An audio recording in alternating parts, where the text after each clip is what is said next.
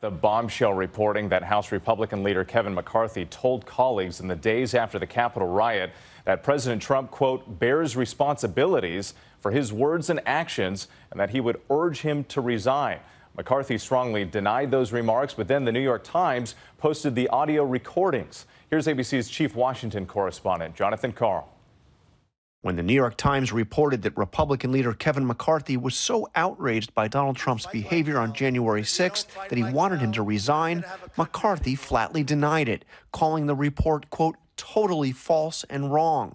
But now the reporters behind the story have presented proof, McCarthy's own voice, here talking about Trump on a call with Republican leaders 4 days after the attack on the Capitol.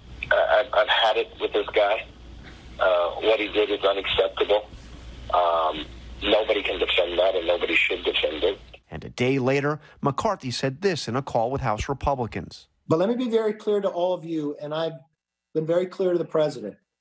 He bears responsibilities for his words and actions. No ifs, ands, or buts. I asked him personally today, does he hold responsibility for what happened? Does he feel bad about what happened? He told me he does have some responsibility for what happened. And he needs to acknowledge that. The tape is from New York Times reporters Jonathan Martin and Alex Burns, backing up reporting from their forthcoming book, This Will Not Pass. When they first reported this week that McCarthy told fellow Republicans he planned to call Trump and tell him he should resign, the Republican leader's spokesperson claimed, quote, McCarthy never said he'd call Trump to say he should resign. But listen to the tape. McCarthy first talks about the certainty of impeachment passing the House and maybe the Senate, and even raises the possibility of Pence pardoning Trump if he resigned. What I think I'm going to do is I'm going to call him. This is what I think. No, it'll pass the House. I think there's a chance it'll pass the Senate even when he's gone. And I think there's a lot of different ramifications for that. Now, I haven't had a discussion with the Dems that if he did resign, would it not happen? Now, this is one personal fear I have.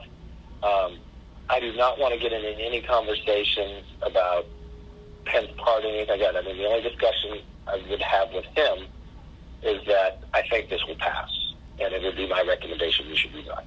McCarthy's harsh words about Trump would soon be a distant memory. And just 3 weeks after January 6th, he visited the former president in Mar-a-Lago. And Jonathan Karl joining us now in the studio. And John, you're also learning McCarthy spent the day doing some damage control. Kevin McCarthy spoke to Republican House members today, calling them, saying that he talked to Trump last night, that Trump is not mad at him. And by all indications, that seems to be true. In fact, Trump sees the fact that so many Republicans who were critical of him on January 6th have now come to be so completely supportive of him as a sign of his grip on the party.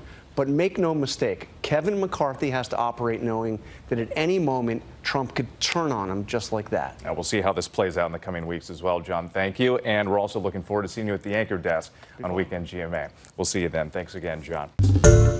Hi, everyone. George Stephanopoulos here. Thanks for checking out the ABC News YouTube channel. If you'd like to get more videos, show highlights, and watch live event coverage, click on the right over here to subscribe to our channel. And don't forget to download the ABC News app for breaking news alerts. Thanks for watching.